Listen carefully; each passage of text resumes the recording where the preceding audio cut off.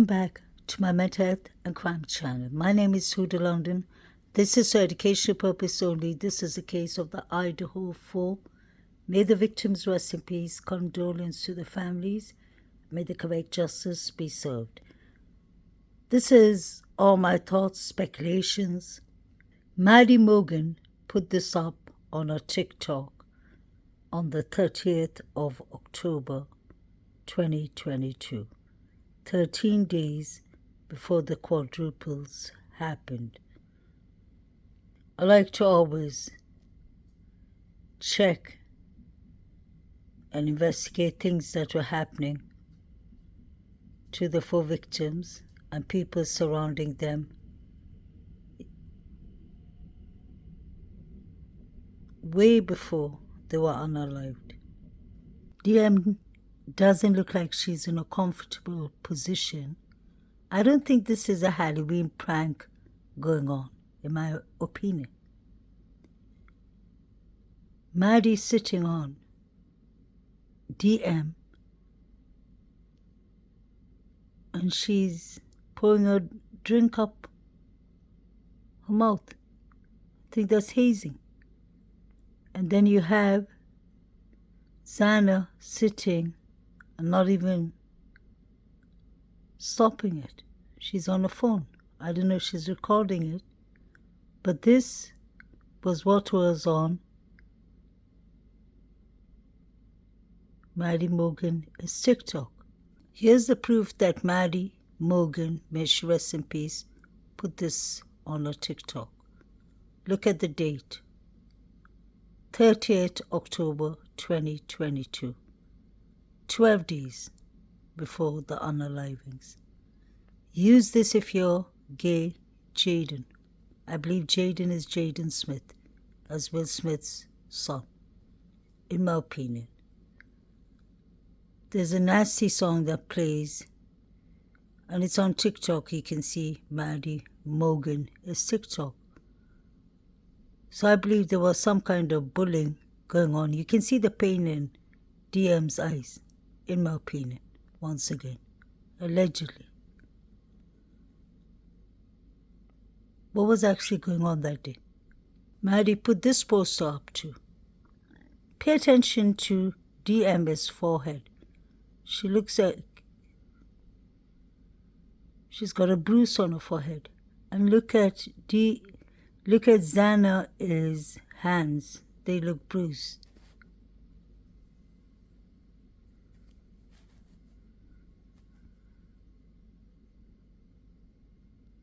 That is what I see, at least.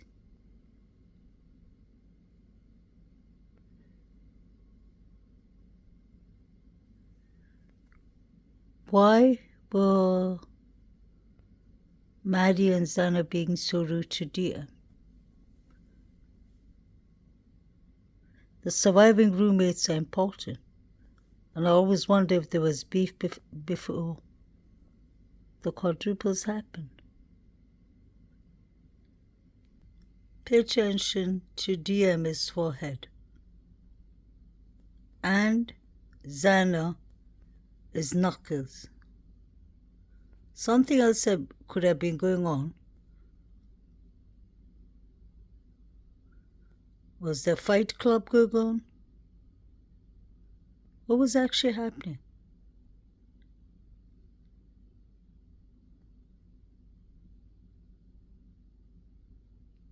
Maddie Morgan 8 put up this picture too, that same day, on Halloween's day, 12 days before the quadruples. Look at DM. People think she's tied. No, she's not. Look at her hands. It's tied with the yellow rope. What was actually going on that night? Could DM have taken revenge? Could her father have done that? Allegedly. Could her boyfriend Quinn have done that? Allegedly. I'm just asking. We saw the black truck, and the stories don't make sense. And it still states, once again, from Maddie Morgan, use this if you're gay, Jaden. I wonder why. Could this have something to do with the quadruples? Let me know what you'll think. Why didn't DM and BF, who both saw Zana on the floor, her legs towards the door, why didn't they call for help? They both were in the same room at the first floor because DM ran to BF's room. Why didn't they get help for Zana? DM lives right underneath Kaylee and Maddie. Is she trying to say she didn't hear anything? She in fact saw somebody with a bushy eyebrow.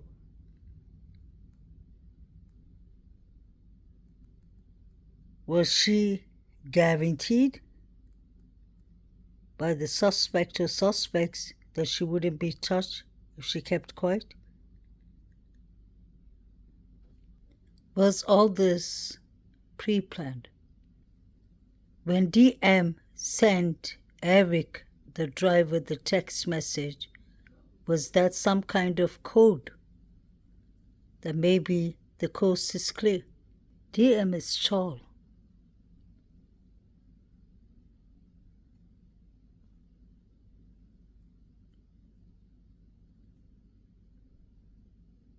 So should have known if the suspect was as tall as Brian Koberger. Brian is over 6'1", 6'2". What was the real dynamics going on between the roommates? Who really liked who and who really disliked who? Why did Zana need to change her door locks? Her father said he helped her to change her door locks. The mother said the father helped her too. Was she scared of something? Let's not forget DM and Zana were living in the same floor, and they all were sharing the same living room and the kitchen space. So now we're supposed to take DM and BF's words seriously. Although DM herself said she doesn't know if she was awake or if she's imagining these things. If she's seeing it or imagining it. Why did they demolish the house? This was a party house. The taxi driver, local taxi driver, said this was the party place that he used to drive people to go buy rugs. BF would know definitely with the Venmos. So there was rug activity going on in the house. That wasn't a lie. But the question is how much? Was it just some college pills and such things, or was it worse? And could that have been the reason Brian was driving 28 times to this house? Was it for Bethany Funk? Maybe it was BF who knew Brent Kopacker, may he rest in peace, and Brian Koberger. Let's not forget she knows Jack Showalter, she and DM, from high school. Was this an inside job, is the question.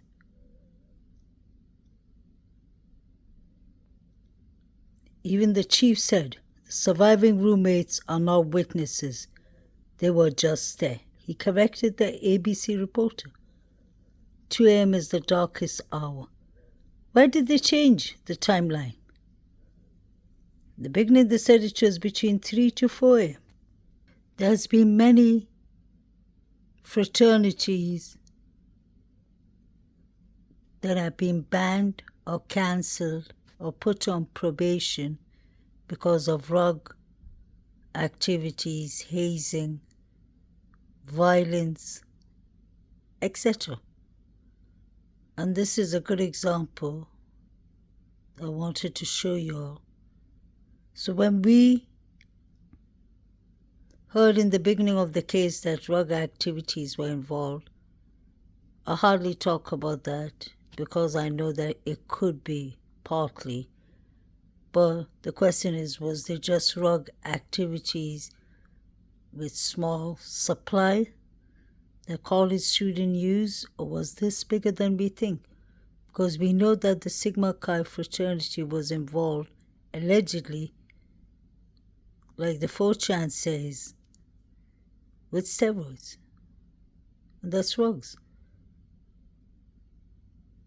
And we have BF is Venmo's showing that she's selling drugs. COCAINE.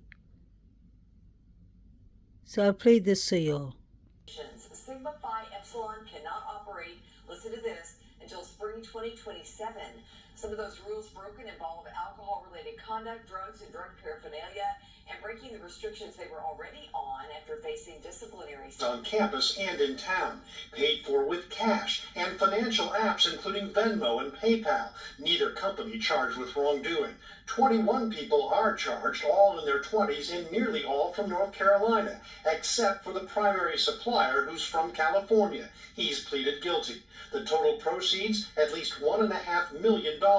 But the U.S. Attorney says this is about more than this drug ring. It's about a drug culture on campus. I call on university administrators, I call on the national chapters of these fraternities. Do something, take a stand. All three universities say they are cooperating with law enforcement. The chancellor of UNC says he's extremely disappointed, promising the university will enforce the student conduct code. A spokesman for Duke saying the university takes these allegations seriously, promising they'll be dealt with through our disciplinary process. Appalachian State says it's committed to providing a safe campus. A national spokesman for one of the fraternities, Phi Gamma Delta, which was not charged, called the allegations disheartening. Such conduct, he said, will not be tolerated. On town, paid for with cash and financial apps including Venmo and PayPal, neither company charged with wrongdoing. Massive college drug ring in North Carolina, one that was pumping cocaine, LSD, and other dangerous narcotics onto the campuses at Duke, UNC Chapel Hill, and Appalachian State. Investigators say they arrested more than 20 what they called hardened drug dealers, many of them current or former students who were operating out of fraternity houses. Most of them, they tell us, were at UNC. They apparently used encrypted cell phone apps to communicate, and Venmo and PayPal and the like to rake in more than $1 million in drug money. Here's CNBC's Scott Cohn. To hear federal authorities tell it, the drug ring offered a supermarket of illegal substances. Thousands of pounds of marijuana over the course of several years. Hundreds of kilos of cocaine, LSD, Molly or MDMA, mushrooms, steroids. At three of North Carolina's largest universities. But beyond the sheer size of the operation, prosecutors say it was shockingly brazen. The drugs openly for sale inside fraternity houses, as well as on campus and in town, paid for with cash and financial apps including Venmo and PayPal, neither company charged with wrongdoing. So this clearly shows drug activity, fraud activity in the Greek life across all the universities. This is the FBI speaking. So these are not rumors, these are facts. We've heard that David Lodge and David B were involved with steroids, allegedly. And Bethany Funk is Venmo's shows that she was involved with illegal substances. And I don't believe it's a fake Venmo.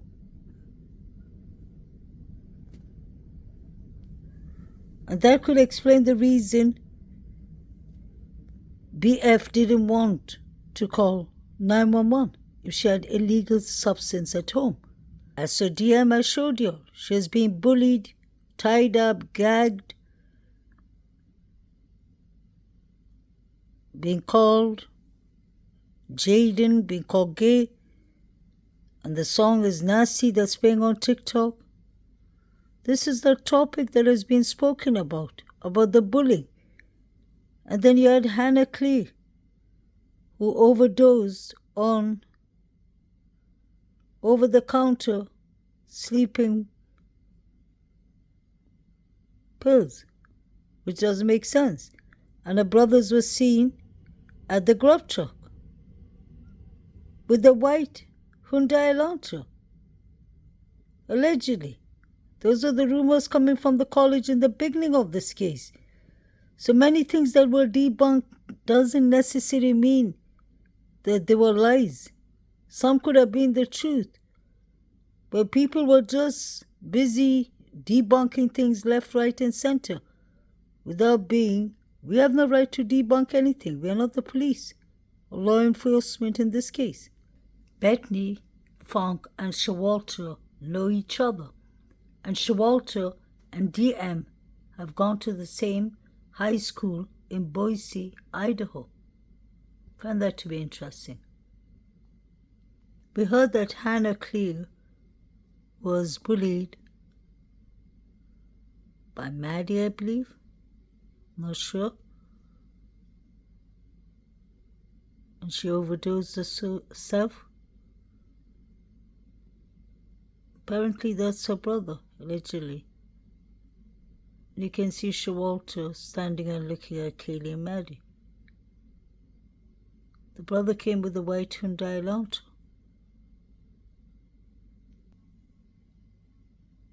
Bethany Funk was really busy with her Venmos. And remember what the clip I just played said? That these students were using Cash App and PayPal and Venmos. That's why it could have taken BF allegedly 8 to 9 hours to call the cops. They needed to get all the rugs out, even if they were not involved. They were hiding something. And that's why I believe that Brian Koberger could have been coming to this area 28 times to buy from Bethany Funk. That's from her Venmos, not mine. Riley Hilden paid Bethany Funk. Crack cocaine behind the rail. Dumpster. It's not only one Venmo with coke. It's a couple. So is that why they delayed the 911 calls, allegedly? Is that why Bethany Funk didn't want 911 to come immediately? Should have got arrested? And maybe DM got someone to do it for her. It wasn't only one incident, one target, one motive. There were other people involved too. There are multiple suspects. That's what I believe, in my opinion. This is all my thoughts and speculations. Have a lovely night. Thank you, guys.